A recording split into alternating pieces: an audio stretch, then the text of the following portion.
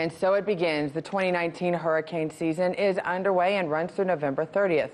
Now, it has been a rough couple years with numerous storms pounding the United States, causing billions of dollars in damage, and some areas are still cleaning up the mess. Now, just this week, Congress passed a $19 billion disaster aid package, which had been held up on Capitol Hill for months. RT correspondent John Huddy looked at the hurricane season ahead and what may be on the horizon. And more importantly, why are humans being blamed for some of nature's most destructive and deadly storms? At the National Hurricane Center in Miami, forecasters were watching this weather disturbance in the Gulf of Mexico for any signs of trouble. They scan the real-time high-resolution images streaming from a satellite 23,000 miles above Earth and onto their computer screens. When a tropical storm explodes into a hurricane, the men and women here work overtime, briefing the media, alerting the public, and hopefully saving lives. Daniel Brown, senior hurricane specialist at the center, said the 2019 season is expected to be an average year. But all it takes, he said, is one major hurricane to turn an average season into a devastating one. And there have been plenty of those. You know, the last few hurricane seasons, we've seen a lot of devastating storms, the Harveys, Irma, Maria. Last year we had Florence and Michael, and Florence and Michael both brought different hazards. Florence was not only storm surge and inland flooding threat. In fact, it set record rainfall amounts in both North and South Carolina. But then we had Michael that had not only a devastating storm surge, but those very strong winds. Category 5 hurricane that brought those winds inland. The most dangerous and often deadly part of a hurricane is not the wind, but the water, specifically the storm surge. That's the surge of water pushed on shore by the hurricane that can range anywhere from 10 to 15, 20, even 30 feet above sea level, flooding out cities like, for instance, downtown Miami during Hurricane Irma back in 2017.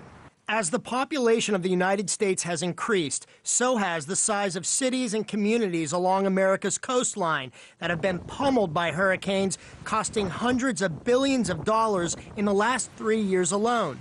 The effects of global warming and climate change are being blamed for an increasing pattern of destructive hurricanes. Essentially, that warmer sea surface temperatures and rising sea levels are fueling more intense storms. I think a couple things to be concerned about regarding hurricanes and a warmer climate. One is the higher level sea level. The sea level is just a little bit higher already, which is could exacerbate any storm surge that you get. Another thing could be just a wetter climate, more heavy precipitation. We've seen that in the last couple of years. Not saying that's exactly what's happening, because you really can't take one or two individual events and tie it to climate change. But there are studies that suggest we could see more rainfall, more heavier rainfall.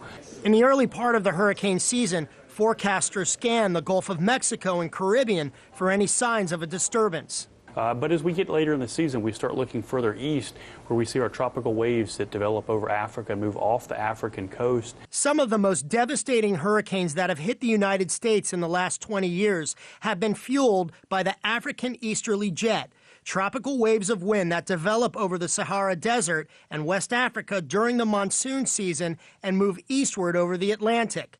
Hurricanes are perhaps the most intense storms Mother Nature produces, and nature can be unpredictable. There have been cities and military bases, specifically Tyndall Air Force Base in the Florida Panhandle and the National Guard Base in Raleigh, North Carolina, that were hit hard, resulting in immense damage during last year's hurricanes, raising concerns about whether they are prepared for another destructive season if that happens. Ready or not, it's likely there will be more storms again this year. The question is how bad they will be. That's why forecasters are urging people to be prepared for the hurricane season, stocking up on essential supplies like water, gas, and non-perishable food. In the meantime, the National Hurricane Center will continue to keep an eye on the radar for anything that may be brewing out to sea and ready to churn towards the United States. For News.Views.Hughes, John Huddy, RT. Hey YouTube, thanks for checking out our channel. We hope you enjoyed the video. We have tons of content for you just like this. For more of RT America's one-of-a-kind news and analysis, be sure to subscribe and never stop questioning more.